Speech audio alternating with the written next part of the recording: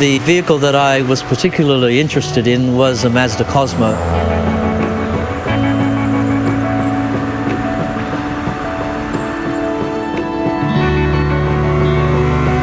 My parents were both still in Japan, so I contacted my mother and asked her if she could look around for a vehicle for me.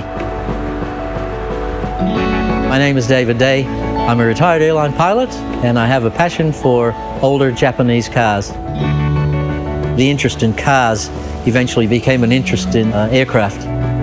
I was working for Ansett Airlines for nearly 10 years, and then I went overseas to expand my horizons. When you're in a small aircraft, you've got a lot more control over what you're able to do. You just check the outside of the aircraft yourself and then hop in and go. A lot more freedom. The Mazda Cosmo Sport was the first Japanese vehicle with a rotary engine in it. So I do like the rotary engines, even though they can be very finicky. Just the uniqueness of the combustion cycle. Instead of going up and down, the rotors spin round and round. I think one of the advertisements that Mazda had in English was, "Our engines run circles around yours," piston engines.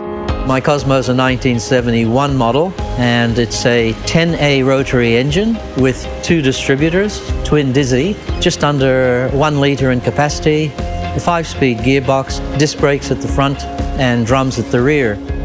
It's difficult to describe the shape of the Cosmo Sport because the front, some people say, looks like an Alfa Romeo. The rear tail lights, they think, look like a Thunderbird. At the time, they were borrowing design cues from varied vehicles. There was a space race between the Russians and the Americans. The Americans were called astronauts and the Russians were called cosmonauts. And maybe that is where the inspiration was for the name Cosmo.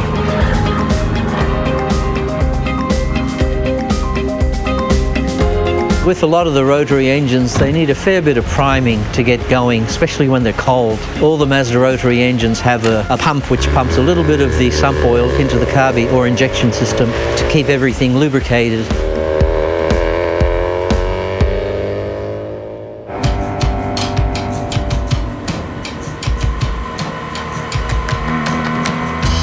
The ride quality of the Mazda Cosmo can be a little bouncy. The rear suspension seems to be a little bit softer than the front suspension, so you do feel as if you're being bounced around a bit. But it's okay on windy roads. It can be good fun.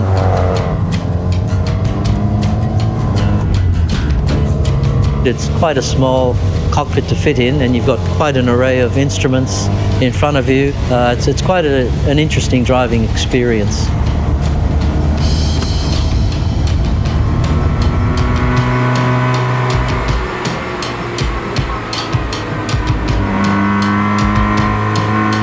It's always good fun to drive.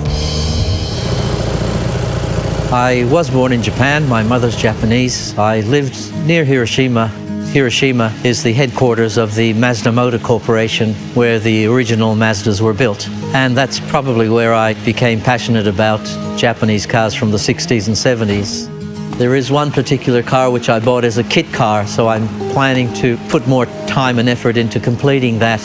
Well, the kit car is based on a Lancia Stratos, which is a rally car which was built in the early 70s. I remember reading in a kit car magazine years ago that many buyers of kit cars very rarely complete them. I kept telling myself that I wasn't going to be one of those people that would eventually give up and either sell the thing or get someone else to complete it for me.